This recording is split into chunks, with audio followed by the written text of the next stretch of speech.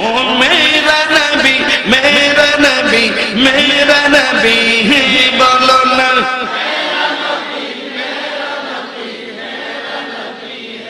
আল্লাহর নবী হযরত মুহাম্মদ সাল্লাল্লাহু আলাইহি ওয়াসাল্লাম মহব্বত যে ব্যক্তি বুকে ধারণ করবে না সে কখনো ঈমানদার হতে পারবে না। জোরে বলেন ঠিক কিনা?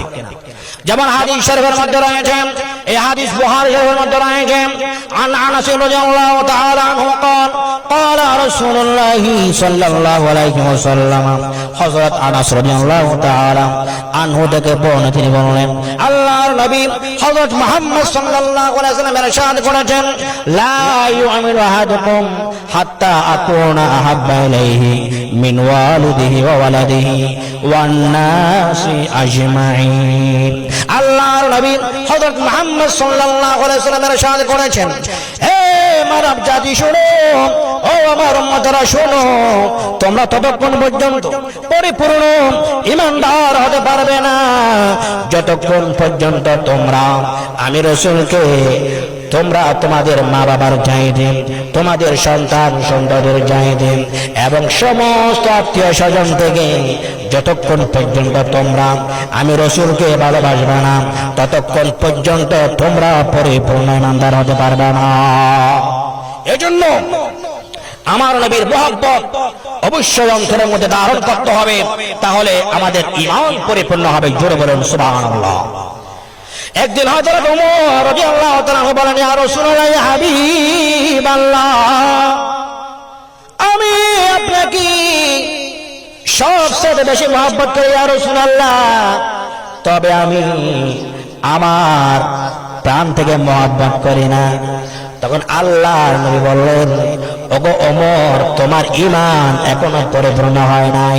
তারপর ওমর বললেন, ইয়া রাসূলুল্লাহ, আমি আল্লাহর শপথ করে বললাম, আমি এই মুহূর্ত থেকে আমি আপনাকে আমার প্রাণের চাইতে বেশি মহব্বত করে। জোরে বলেন সুবহানাল্লাহ। তখন আল্লাহ নবী বললেন, ওগো ওমর, এই মুহূর্ত থেকে তোমার ঈমান পরিপূর্ণ হয়েছে। জোরে বলেন সুবহানাল্লাহ। দেখেন, আমার রাসূলের মহব্বতের উপর নির্ভর করবে আপনার ঈমান কতটুকু পরিপূর্ণ হয়েছে। এজন্য আজ আমার রাসূল পৃথিবীর জমিনে আগমন করেছেন রাহমাতাল লিল আলামিন হিসাবে। এই শুকরিয়ার উদ্দেশ্যে আজ আমরা পবিত্র ঈদে মিলাদুন নবী সাল্লাল্লাহু আলাইহি ওয়াসাল্লাম মাহফিলের আয়োজন করেছি। জোরে বলেন সুবহানাল্লাহ। আমার রাসূল পৃথিবীর জমিনে রহমত হিসেবে আগমন করেছেন। আল্লাহর নবী পৃথিবীর জমিনে রহমত হিসাবে আগমন করেছেন। এই জন্য আমাদের সবাইকে অবশ্যই খুশি উদযাপন করতে হবে, কারণ রহমত পাওয়ার কারণে খুশি উদযাপনের নির্দেশ দিয়েছেন কে? আল্লাহ। যেমন আল্লাহ রাব্বুল আলামিন, কুল বিফাদলিল্লাহি ওয়া বিরাহমাতিহি ফাবিযালিকা ফালইফরাহু হুয়া খায়রুম মিম্মা ইয়াজমাউন। আল্লাহ রাব্বুল আলামিন বলেন, হে মানব জাতি শোনো, তোমরা আমি আল্লাহর অনুগ্রহ পাওয়ার কারণে এবং তোমরা রহমত পাওয়ার কারণে ফাবিযালিকা ফালইফরাহু, অবশ্যই তোমরা খুশি উদযাপন করবে। জোরে বলেন সুবহানাল্লাহ। তাহলে আমার রাসূল আমার জন্য রহমত কিনা? অবশ্যই রহমত, কারণ আমার রাসূল শুধু আমাদের জন্য নয়, সমস্ত কুল কায়নাতের জন্য, সমস্ত সৃষ্টি জগতের জন্য আমার রাসূল হলেন রহমত। জোরে বলেন সুবহানাল্লাহ। সেটা কোরআনের আয়াত দ্বারা প্রমাণিত। যেমন আল্লাহ রাব্বুল আলামিন বলেন, ওয়া মা আরসালনাকা ইল্লা রাহমাতাল লিল আলামিন। হে রাসূল, আমি আপনাকে সমস্ত কুল কায়নাতের জন্য, সমস্ত সৃষ্টি জগতের জন্য আমি আপনাকে রহমত হিসেবে প্রেরণ করলাম। জোরে বলেন সুবহানাল্লাহ।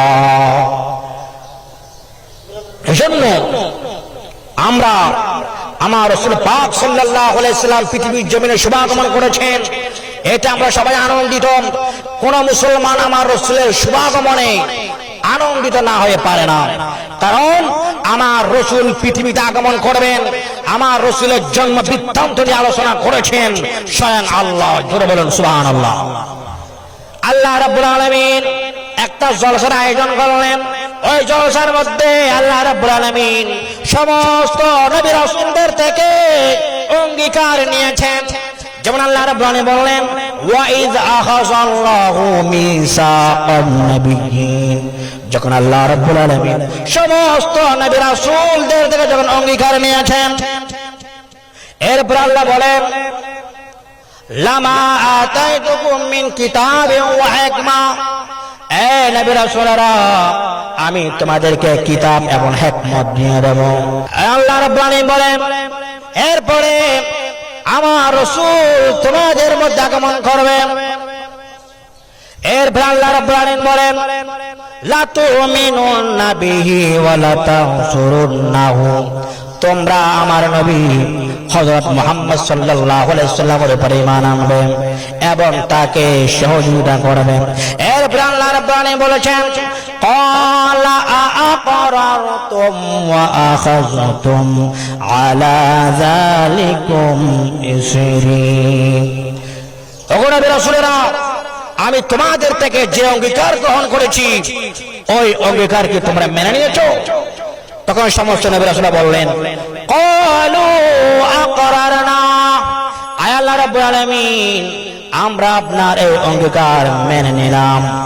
এরপর আল্লাহ বলেন, ক্বালা ফাশহাদু ওয়া আনা মাআকুম মিনাশ শাহিদিন, ঠিক আছে, তাহলে আজ থেকে আমিও তোমার সাথে সাক্ষী রইলাম, তোমরাও সাক্ষী থাকো। এবং আমার হাবিব